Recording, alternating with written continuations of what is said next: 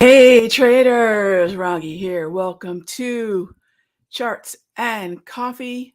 Happy Friday, everybody.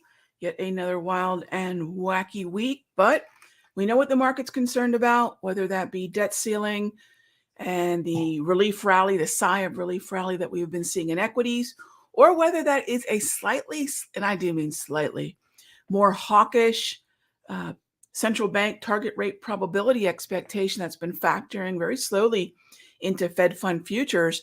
That's been driving yields higher. That's been driving the dollar higher. That's been moving gold around. So we have two very different narratives moving two different groups of our overall markets. We have our indices reacting to one narrative.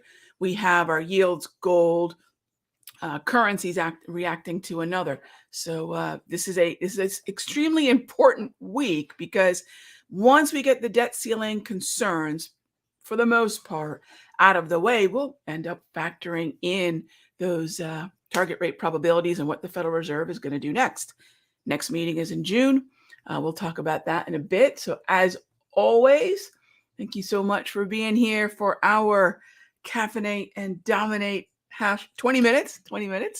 And hope everyone's going to have a great morning. All right, so let's see what we've got here. Kicking off the questions. KR asks, do I ever think, oh gosh, an AI question. Okay.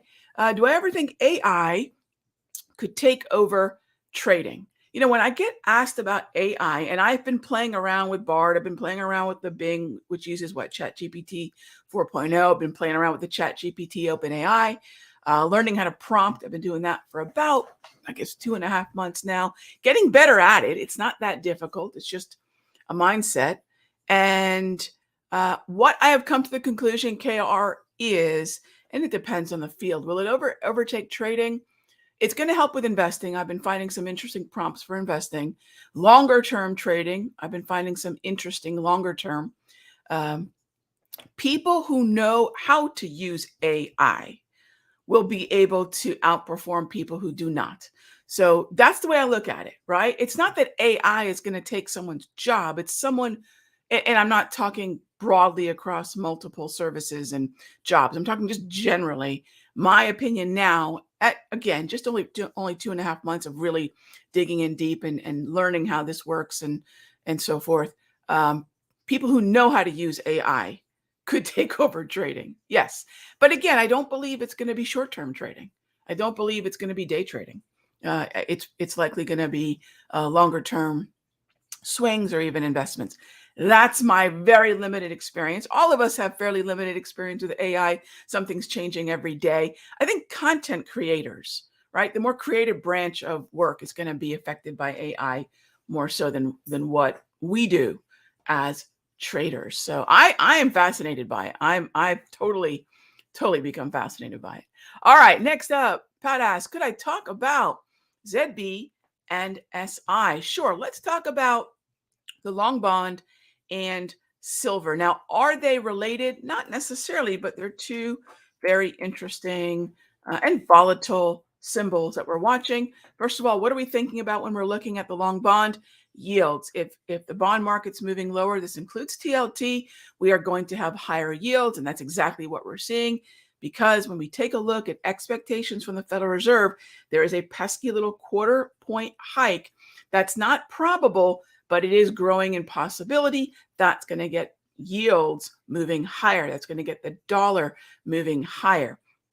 When we move on to silver, silver is an interesting metal. Silver is a metal that when I try to understand its nature, I think about it as a little bit like gold, a little bit like copper, a little bit attached to the real interest, the real rate, let's try that again, real yields or real interest rates, and copper, which is more manufacturing, more economic optimism. Silver lands somewhere in the middle of those. So silver really is not something I would say is going to move always with gold or necessarily always with copper. We saw a big sell-off on Thursday, the 11th, and I have yet to see really a confirmation by way of a minor low that would get me in. But I think it is interesting that when I take a look at the volume-based support level on this chart, looking at the visible range volume profile, what I have here is a point of control acting as support in silver. All right. So that is that. All right. From our simpler training room, RPJ asks about Comcast. All right. Let's take a look at Comcast, looking at the daily chart, obviously rocketing higher. You can take a look here. We do have some headlines. What I would say with Comcast is this. So long before a move higher, there are going to be signs. So take note of this on any chart that you're watching. So before a significant move higher or frankly lower, there are going to be signs. So first of all, where is price in relation to the 200 exponential moving average? For me, that's criteria one. Is it in the bullish or bearish hemisphere?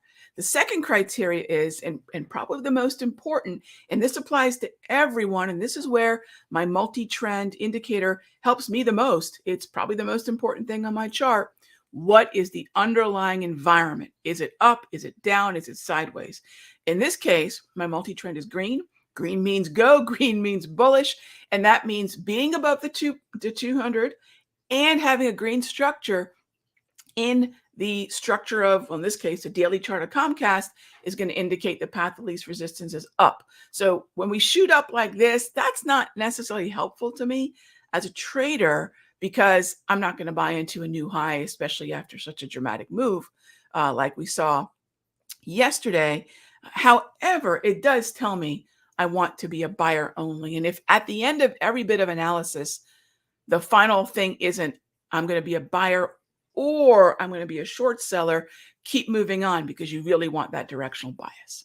All right, moving on to our next question. Kelvin asks, what are my thoughts on Walmart? All right, Walmart, one of the key symbols in the staples, one of the key markets that when we think about Walmart, we think about Walmart in the same vein as sort of the defensives, as the staples.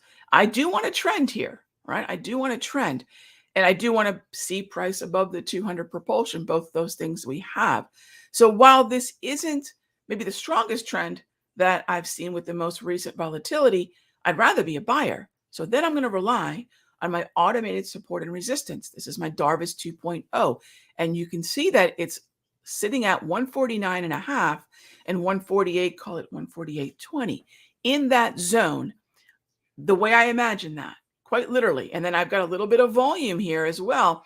I imagine there are buy orders there, literally people waiting for the market to come on down to that zone, at which point we will find those limit buy orders triggering. And as we punch up to higher highs in that zone, buy stops will trigger. And it's that kind of action, that buying that's just waiting for the opportunity. We could see it happened once on right here, Wednesday, May 17. Look at that wick.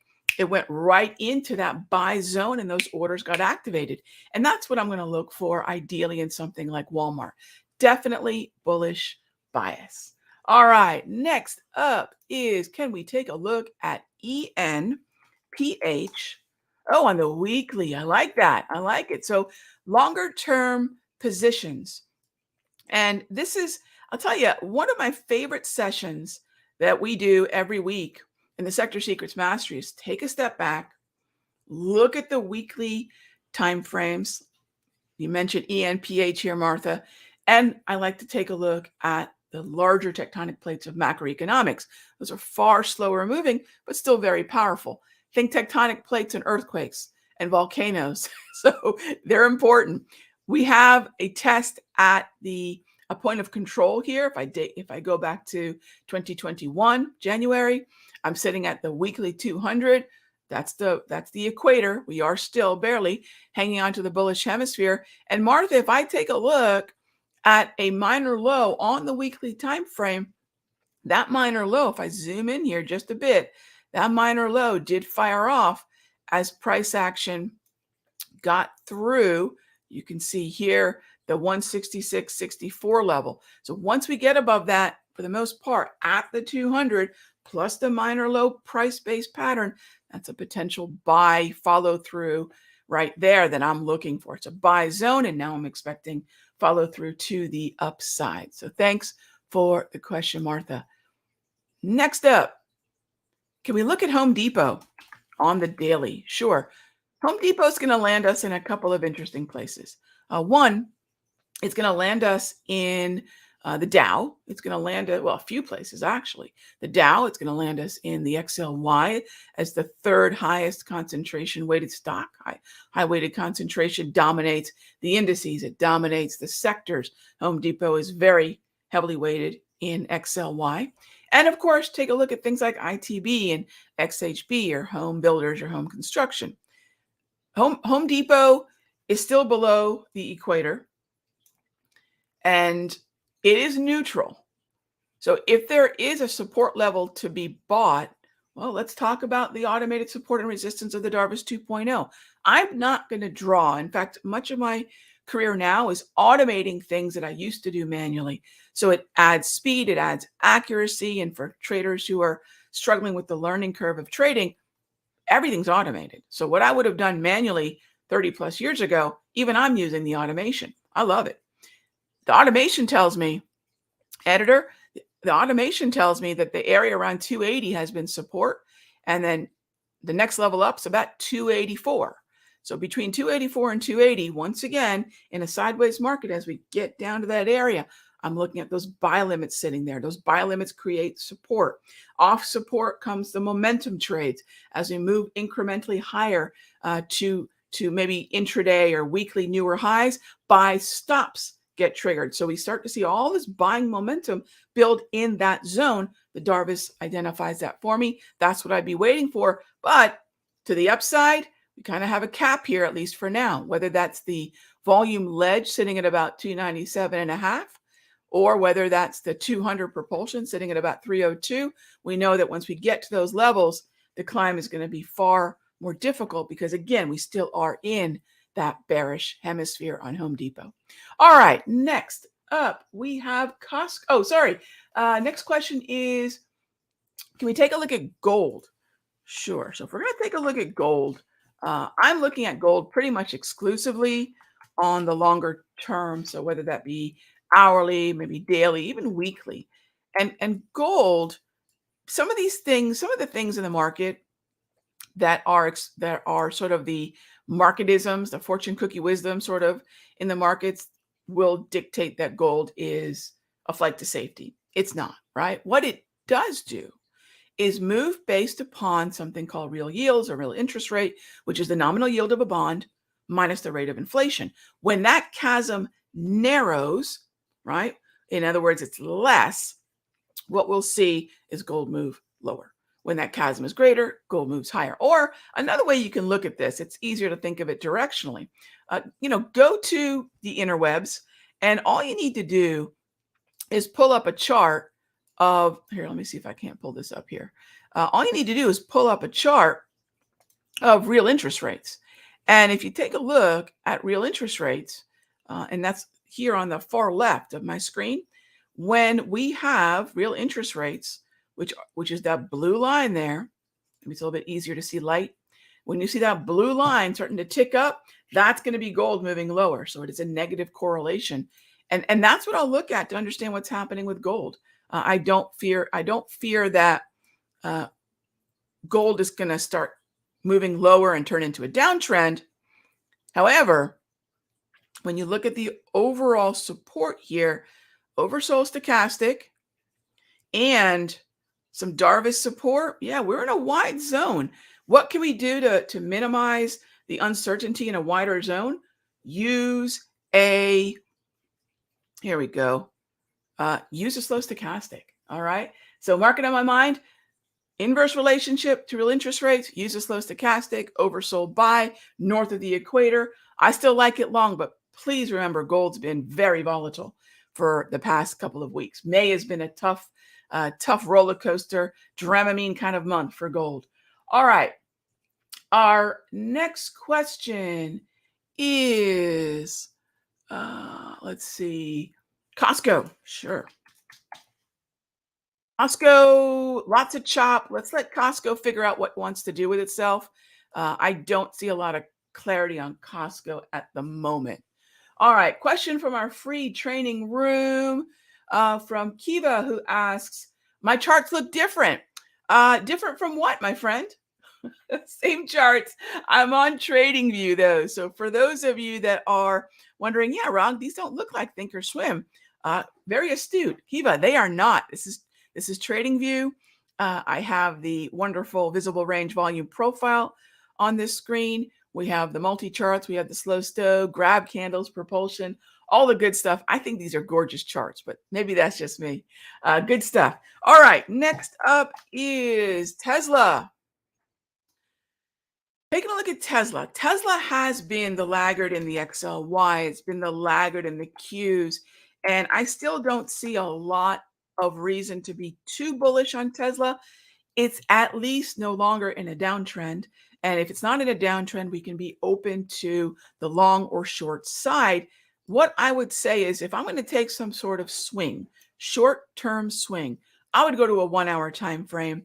I would use a more sensitive read about the market structure, which is what a 1 hour will give me. And I'll rely on volatility-based support and resistance based on my daily price movement ranges and just play those small ranges until Tesla wants to join the party and move higher and get above that 200 propulsion. For now, Tesla is the oddball in what has been a lot of strength in key high concentration weighted stocks in the tech corner of the market. And yes, Tesla is weighted heavily in tech, and it's heavily weighted in consumer discretionary, number 2, just after Amazon. All right, so next up is gold on the weekly. Back to the gold question. So if I'm going to set up gold on a daily versus gold on a weekly, different levels, different structure. So agreed, weekly gold is quite strong. But remember, if I'm looking at weekly gold, that's not necessarily going to map to a daily time frame entry because a weekly setup needs weekly volatility, weekly patience, weekly risk, and weekly reward, right? As opposed to daily. So I'm not a big fan at all of multiple time frame confirmation because what happens in my experience, I see traders that might set up a trade on the daily chart of gold, take a whole lot more risk than they normally would or should because the weekly is saying, well, this is up or down or whatever the direction may be. So my advice is stick with one time frame because that one time frame is going to have its own target, its own stop, its own entry, and its own risk. But if I start to trade daily gold with weekly risk, buckle your seatbelt. It's going to be a tough one. All right, next up is Cisco. Let's take a look at that, CSCO. I really don't have any interest in Cisco yet. I think that ultimately what we could have is a really good battle at the 200. Let's figure out who wins that battle there, and then we'll come in after, right? Let the melee, let the mosh pit happen. We'll come in after. Trade this intraday, but I would not chase a candle like that higher.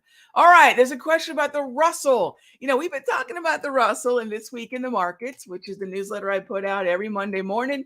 You can check out a $7 trial at thisweekinthemarkets.com. My Sector Secrets Mastery, folks. This is, of course, included in your membership. And one thing I've been saying is do not get bullish on the Russell until we can find at least some strength in KRE. So until KRE can start showing a little bit more stability, watch the Russell in the back and forth of this range because it's only going to go where the KRE lets it. Why?